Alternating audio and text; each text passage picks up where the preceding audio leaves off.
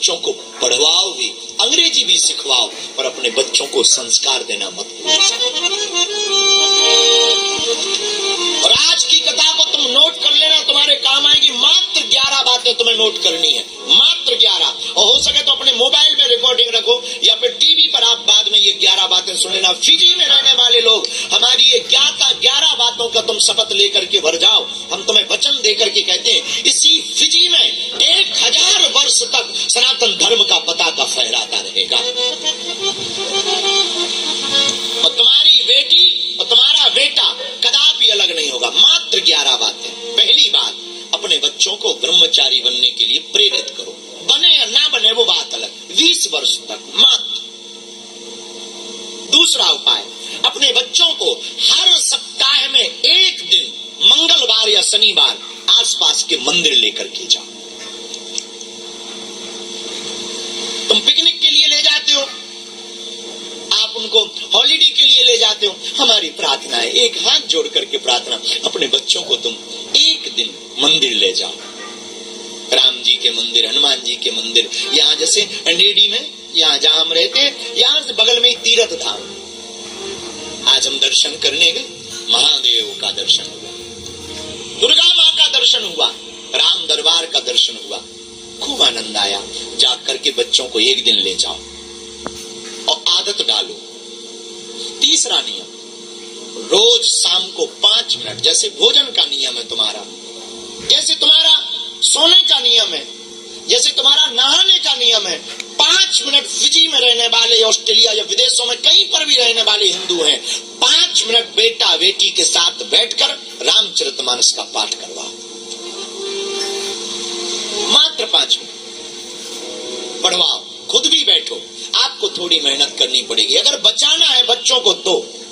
अगर तुम्हें इस माँ की तरह नहीं रोना है तो, बच्चों को अगर तुम्हें बर्बाद नहीं करना है तो। इसलिए तीसरा नियम, रोज 5 मिनट रामायण का पाठ करवाओ।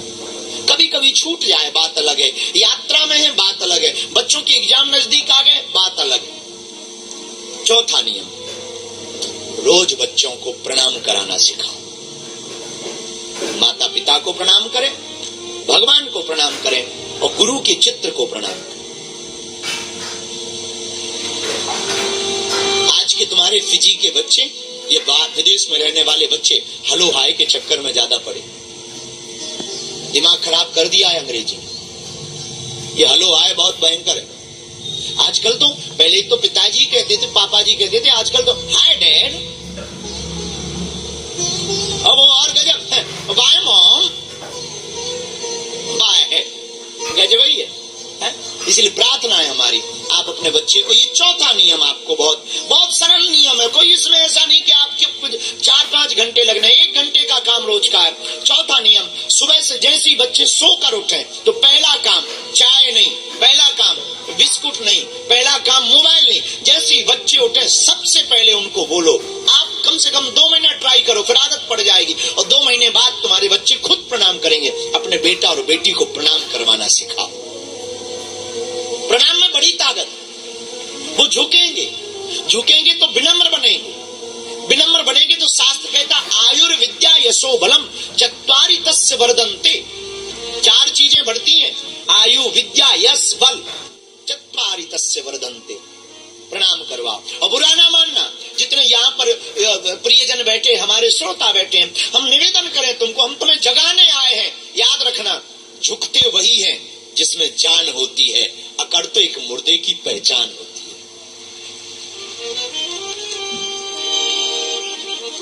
चौथा नियम है, अपने बच्चों को प्रणाम करवाने की कला दो। 5वां संस्कार, सप्ताह में एक दिन, जैसे संडे आता है, छुट्टी का दिन होता है, तो एक दिन अगर आपको मिल सके, ये 5वां संस्कार अगर आप डाल सको तो बहुत अच्छा होगा। सप्ताह में एक दिन अपने पूर्वजों की कहानियां जरूर सुनाओ।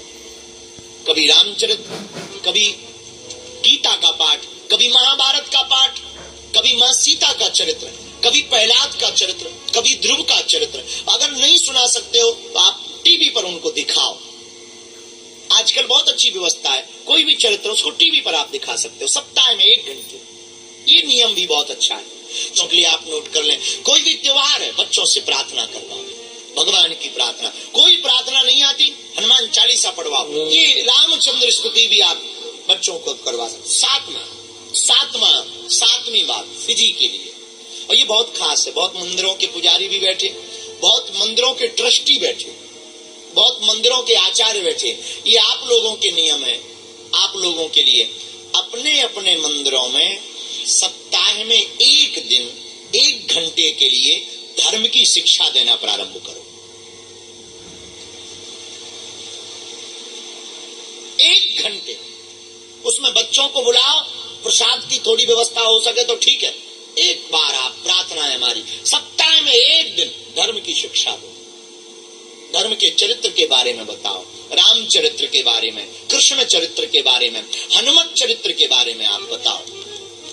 8वां नियम, घर की बोलचाल में हेलो हाय अंग्रेजी ठीक है, और प्रारंभ आपका जय सिया राम से होना चाहिए।